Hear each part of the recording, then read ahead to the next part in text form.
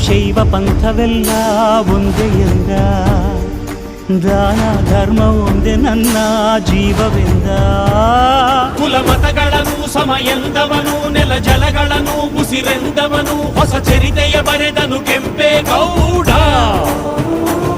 ರಣ ಕಲಿಯುವನು, ರಣ ಹುಲಿಯುವನು, ರಣ ಪಡೆಗಳಿಗೆ ಅಧಿಪತಿಯವನು, ಯುಗ ಧರ್ಮೋದ್ಧಾರಕ ಕೆಂಪೇಗೌಡ.